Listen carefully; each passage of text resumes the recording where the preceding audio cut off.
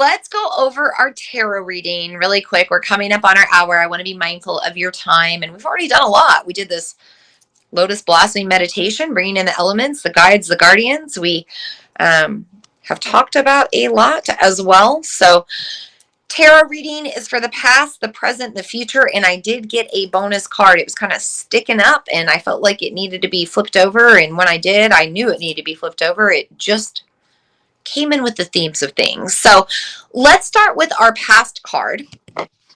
I pulled Strength. By the way, this is from the Tarot of the Divine, and I don't have the box for those cards on me right now, but they do have a book that accompanies called Beneath the Moon. Beneath the Moon, Fairy Tales, Myths, and Divine Stories from Around the World by Yoshi Yoshitani. And this book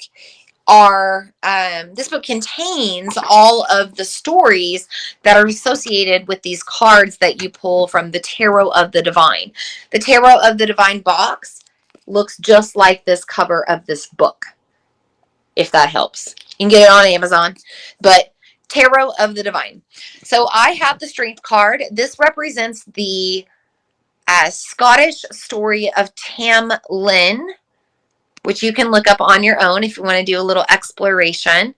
But notice how she is fighting this creature, kind of holding him at his mouth.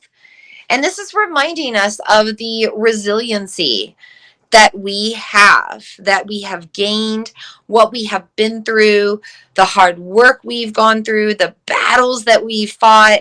It's all of this that we've navigated with this previous Aries lunar cycle and Aries energy coming into play, between the eclipse, the total solar eclipse in Aries, between this whole eclipse series, between the shadow work behind us. You know, all of that now is coming out as a reminder. It's a reflection. It's to say, hey, you are so strong. And I'm not going to lie, that used to be something that just irritated the heck out of me when people would say it. I have been through a lot. I've been through a lot in my life. If you know me, you know I've shared a lot of stories, and I haven't shared stories, but I've been through a lot.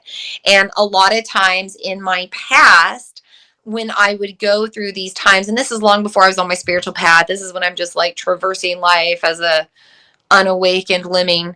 But when I would go through these hard times, these challenging, traumatic times, people would always say, you're so strong. You're so strong. I admire you. You're so strong. And I would just hate it because I just wanted to not be strong. I wanted to be weak. I wanted to be vulnerable. I wanted to cry. I wanted somebody else to take the effing heavy load off of me. Just take my burdens and lighten my load. But I never got that, because that was not what my soul chose for this journey in life. And so now, of course, I am in a different spot where I can really see how strong I've become, that strength, that resiliency that I have gained. But remind yourself now, under this moon, that everything you've been through has made you stronger, wiser, better, a more magical person, a better person. And that's what this card wants us to see. It's represented by the number 8. So you can think about 8 in that symbol of infinity, you know, the highs, the lows, what goes down must come up, what goes up must come down. Very karmic looping energy. This is a reminder of us now reaping what we've sowed, really starting to gain off of all of the hard work that we did. For the present card, I have the Queen of Coins in reverse. And I am going to probably butcher this name, but I have it marked. This is the story of Wara Murungunju. Wara Murungunju. And this is from Northern Australia. This is a Gunwingu deity. Again, probably butchering that. Please forgive me. But this is From the tarot's perspective, the energy of mastering our craft, mastering our skill, and also being financially supported in our joy, our bliss, our skill, our craft, our pleasure. And when it is in reverse, this doesn't necessarily mean that this isn't going to happen or this is going to fail. This actually is an internal protection message to say, hey, it's time to go in a different direction. You have mastered this craft. You have graduated. You have become the master. You have learned what you need to learn. Now it's time to learn something different, to go on a new journey, to become a new master at something, to craft in a different way, to work on more shadows, to go to battle in another way, to find more joy. There are all these different possibilities coming into play, but ultimately you are going to end up on the other side again, financially supported, but in a different way from before. And it could be in a same but different with this reverse card. Maybe it's similar energy, but a different way. Notice that there's also, kind of this snake around the card, all the way around the perimeter. This is reminding us of those limits that we're going to have to break through as we transform and transmute and shed our skin and our layers and become somebody new. There's also all of these flowers around to remind us as the present card that this is an initiation happening underneath this full flower moon, represented by the lotus energy, which is Anuradha in the Scorpio constellation, that sign of transformation. So it is time to molt. It's time to shed your skin, step out of the shadows, become somebody new. And as you work on this craft over time, it is going to support you the same, if not better, than what you already have. For our future card, I got another reverse card, the Hermit. And when we get the Hermit reversed, it is permission to come out of our cave, come out of our shell, come out of the forest, take off the hood and cloak, and let yourself come into the light. What did I say earlier? Healing is not our sole purpose in this life. We are also in this life's journey to have the fullest human experience. We are here to embrace our magic. It's why we do the shadow work. It's why we do the alchemy, to find the gold and to find the magic. By the way, this is the Druids and the White Stag. It is Irish mythology or Irish legend, if you want to look into that to get more insight. But when we have this reversed, it's ultimately just saying, hey, hard work is done for now. You can come out and play. You can just embrace the magic, have fun, get creative, ride your white horse off into the sunset, live in your pleasures, live in your bliss, because you don't always have to be in that depressive state. That's not the whole point of it all. Get out of the victim story and ascend. I got a bonus card, as mentioned. I flipped it over. It was the Three of Cups, which is perfect for this full moon. The Three of Cups is a card of celebration. We are underneath the star of success in Vedic astrology.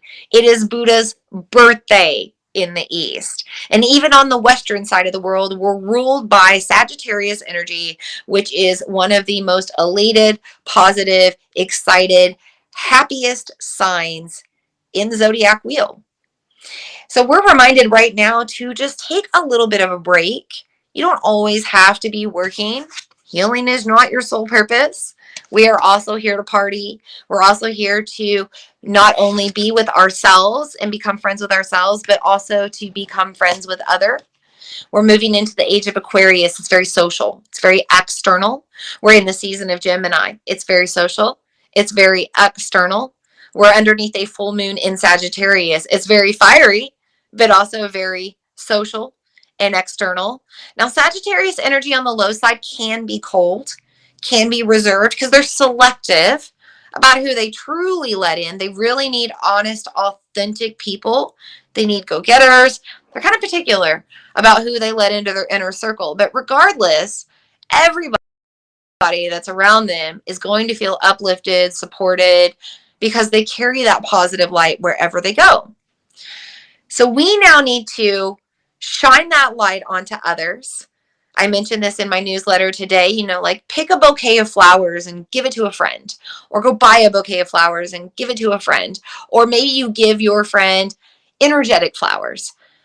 Send them a text, a message, give them a call, tell them that you appreciate them. Tell them that they're awesome. Give them words of encouragement. Shower them with love and flowers. Celebrate the work they've done. Party with them, like celebrate their victories. Help them to see what they've achieved and accomplished. That's very Three of Cups energy. There's also this elatedness, the cups like stacking on top of each other, reminding us that when we truly come together in that blissful, elated, positive state, there is so much that we can build upon. There's so much that can be created, and there is so much more of the cup overflowing with fortune and feelings of abundance. When we truly think about how we are wealthy in this life, right? Yes, we think about money. Yes, we think about our material things, but we also think about our health, and we think about the people in our life, right? Like you feel so full when you have that love of family or that love of a strong group of friends.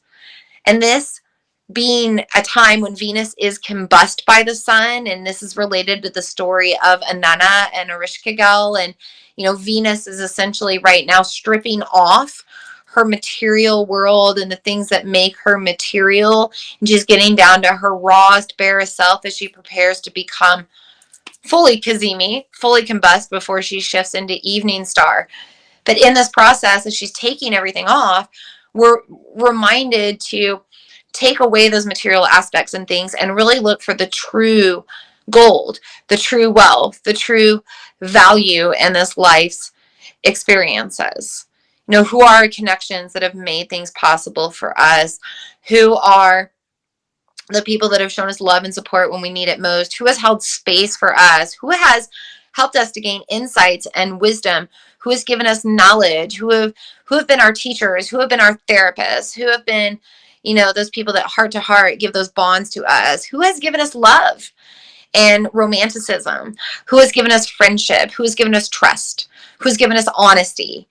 These are all things to reflect on right now underneath this moon, this lunar portal, and something to prioritize as we move forward, because we're moving into a much more social season, the season of summer coming next, and that hermit crab of Cancer will want us to retreat a little, or will want to take things personal, or maybe we'll want to hold on to things of the past, but we don't want to go there. We don't want to be that way. We want to really be open to the opportunities that are coming our way for friendship and companionship and support, because we can have it all. We do not have to do it alone, and we can celebrate it all together.